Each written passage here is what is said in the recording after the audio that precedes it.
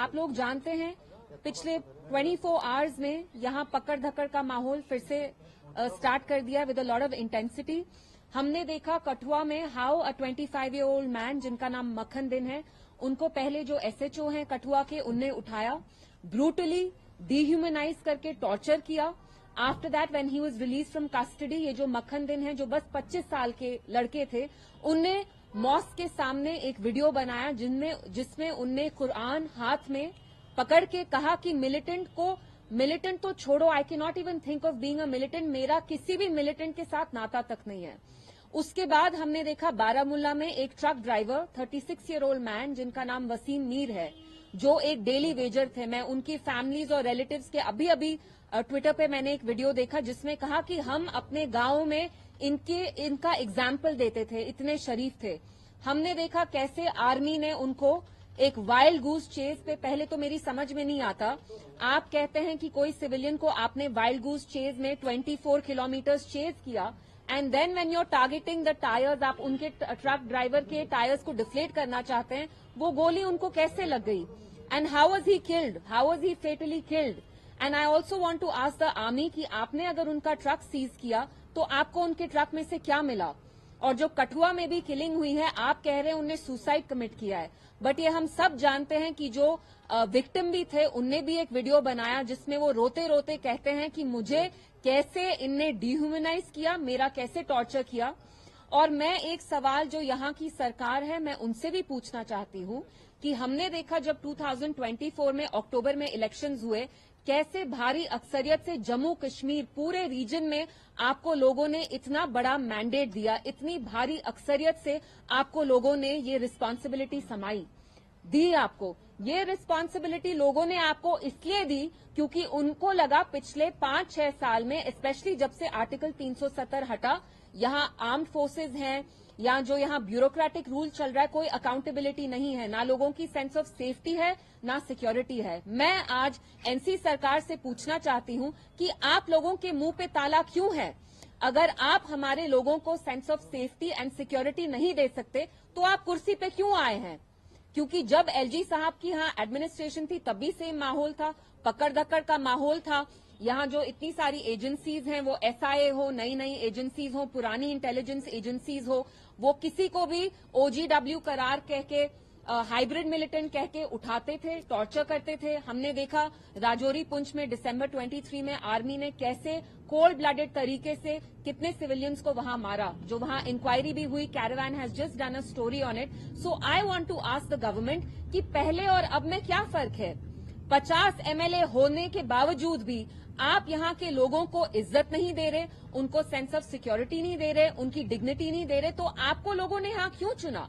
आपको यहाँ लोगों ने इसलिए चुना ताकि आप यहाँ एक सेंस ऑफ अकाउंटेबिलिटी दे, एक रिलीफ दे।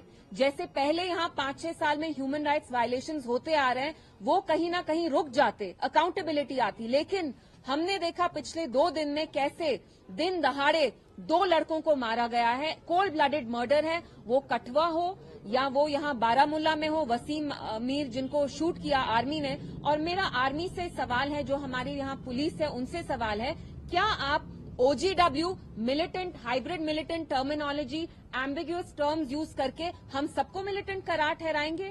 क्या यहाँ पे सारे बैठे हुए लोग हम क्या मिलिटेंट हैं? How is it fair? हमने देखा है आर्मी में, पुलिस में कुछ officers are the black sheep, वो कैसे ह्यूमन राइट्स वायलेशंस करते हैं, लेकिन फिर भी I say you can not paint everybody with the same brush. So my question to the police, my question to the armed forces is that how can you dub every Kashmiri as a militant? How can you paint all of us with the same brush? Are we all militants here? For how long will you keep exploiting this unbridled impunity that you have, whether it's through ASPA, whether it's through other laws that give you a wide scope of these powers, कि आप किसी भी लड़के को जाके गांव में से उठाते हैं, कहते हैं फलाना है, हाइब्रिड मिलिटेंट है, ओजीडब्ल्यू है।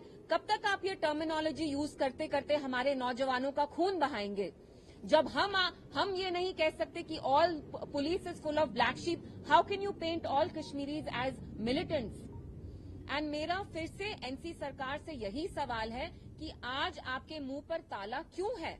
आपके 50 एमएलए किस लिए आपने लिए? ताकि आप आज मुंह बंद करके बैठे जब हमारे नौजवानों का खून बह रहा है, जब 25 साल के लड़के को पुलिस टॉर्चर करती है and then he is found dead. यहाँ बारामूला में वसीम मीर हैं जिनको आर्मी ने मारा, and I want to ask them what did you find from the truck, has any evidence been found? I am pretty sure they won't find anything. तो मेरा मकसद यहाँ आने का यही था, मैं आपसे बात करना चाहती थी। हमारे जो जम्मू कश्मीर की पूरी आवाम है, वो नौजवान हो, बुजुर्ग हो, there is a gripping sense of fear, insecurity, there is no sense of safety, there is no sense of dignity. और जो 3 महीने पहले एलजी सरकार में चल रहा था, एडमिनिस्ट्रेशन में सरकार, एनसी सरकार बनने के बाद भी आप देखिए, the chief minister being the head of the state has not issued a single statement condemning either of these killings. So I want to ask them, आपकी तो हिस्ट्री रही है एनसी की, जब से आप 40s में 1947 में NC has normalised every act of betrayal that has been heaped upon the people of Jammu and Kashmir. They have normalised everything. So today I want to ask you, why are you normalising this? कुर्सी के लिए आप यहाँ के लोगों को कितना जलील करेंगे? पहले तो हमारा अपना प्राइम मिनिस्टर था, झंडा था, कानून थे, आईन था, आज देने को कुछ नहीं है। तो आपकी कॉन्शियंस जो इतनी सिलेक्टिव है, मैं एनसी से पूछना चाहती हूँ, कब तक आप ये करते रहेंगे? कब तक आप ये जो हर एक एक्ट ऑफ बिट्रेयल है, आप उसको नॉर्मलाइज करेंगे? क्योंकि आपको कुर्सी की ग्रीड है, you want to capture power at any at any expense. So my whole purpose of coming here was speaking to the press about these human rights violations, 2 very serious grave human rights violations that have happened within the span of 24 hours. And I want to make it very clear to the police and the armed forces, we are not here to impede or imperil your investigation in any case. We understand even you have a responsibility to protect, to uphold the law and order in Jammu and Kashmir. But at the same time, you cannot dub everybody as an OGW, you cannot dub everybody as a hybrid militant.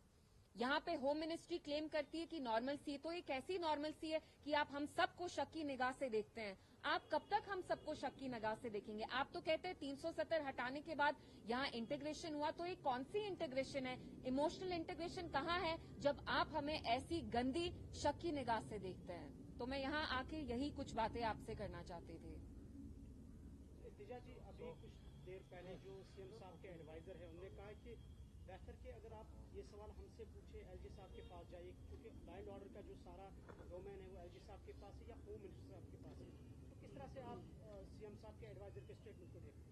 It's very unfortunate, लोगों ने भारी अक्सरियत से NC को इसलिए नहीं लाया ताकि वो आके ये बहाना मारते रहें और आपस में ये लोग फुटबॉल खेलें। Our lives are too precious, we are not going to get into all this कि होम हमारे अंडर नहीं है। अगर होम आपके अंडर नहीं है, what stops you from questioning this government from the LG?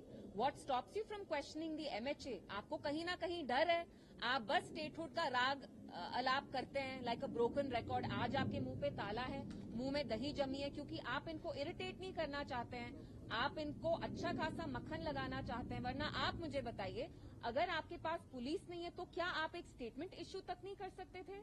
क्या चीफ मिनिस्टर कठुआ जाके इनकी फैमिली को नहीं मिल सकते थे?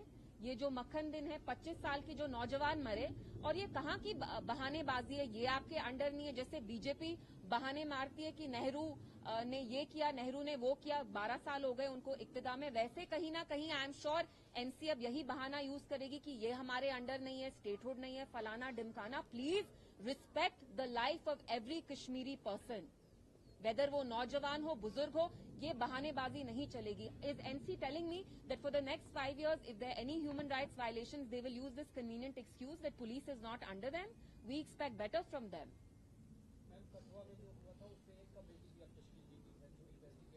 जी